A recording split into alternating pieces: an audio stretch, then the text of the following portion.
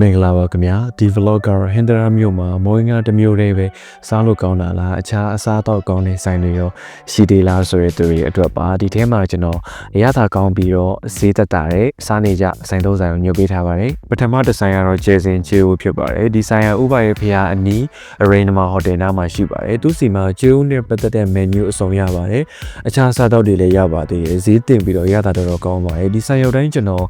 အမြဲမှာစားဖြစ်တာတော့ဖက်တိုဂျီယိုနဲ့ဖက်တိုကျော်ပါသူ့ရဲ့ဖက်တိုဂျီယိုကဖက်တိုရွက်ကတက်တက်အသားတက်တက်မဟုတ်ဘဲနဲ့အသားကိုတေချာလေးအရသာနဲ့အစားသွတ်ထအောင်မလို့တော်တော်စားကောင်းပါတယ်ရန်ကုန်ကဆိုင်လေးရဲ့အရသာနဲ့လည်းမတူဘူးကျွန်တော်တော့ 1kg တဲ့ပို့ပြီးတော့ကြိုက်ပါတယ်ဒါကြောင့်မို့ဟင်္ဒရာရောက်ရင်စားကြည့်ဖို့ recommend လုပ်ပါတယ်နောက်တစ်ဆိုင်ကတော့ရှုကင်းအေးရအေးရေးတိုင်းရဲ့အနောက်မှာရှိတဲ့ရှုကင်းသားအကျော်ဆိုင်ဖြစ်ပါတယ်အကျော်စုံကိုလေဒီဖြူဖြူနဲ့အေးဆေးထိုင်ပြီးတော့အစားကျင်တဲ့သူတွေအတွက်ဒီဆိုင်လေးကတော်တော်ထိုင်လို့ကောင်းပါတယ်သူစီမှာကြာစံကျဲတို့အခင်းကျင်ဒီအစားတို့လက်ဖက်ထမင်းတို့လည်းရပါတယ်ဒီဆိုင်ကပြောင်းမှုကျော်လည်းတော်တော်လေးစားလို့ကောင်းပါတယ်ခင်ဗျာ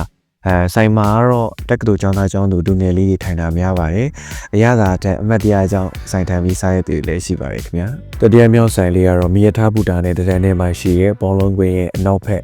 လမ်းတွေထဲမှာရှိပါတယ်ဒီဆိုင်လေးကညနေ3 နာရီနောက်ပိုင်းဆိုလို့ရှိရင်ဖွင့်ပါပြီသူစီမှာဆိုရင်ဘိတ်ကက်ကြီးဂိုက်ရခိုင်မုတ်တီအဝရှာဘူးတင်မော်တီတောင်နောက်ပြီးတော့အခြားရနိုင်တဲ့ menu တွေလည်းရှိပါသေးတယ်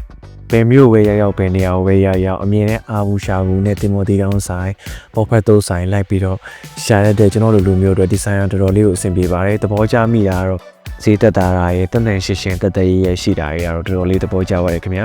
ကျွန်တော်နဲ့ကျွန်တော်ညီနဲ့ညီကိုနဲ့အဝါကြိတ်တာတော့မှ4800ကျပ်ပဲကျတဲ့ပါတယ်ဆိုတော့ဒီနေ့တော့ဒီလောက်ပါပဲနောက်ထပ်အရသာကောင်းတဲ့ဆိုင်လေးတွေညွှန်ပေးစေချင်တယ်ဆိုလို့ရှိရင် comment box မှာ comment ရေးခဲ့ပေးပါဦးနောက်ဗီဒီယိုမှာပြန်တွေ့ပါမယ်ခင်ဗျာ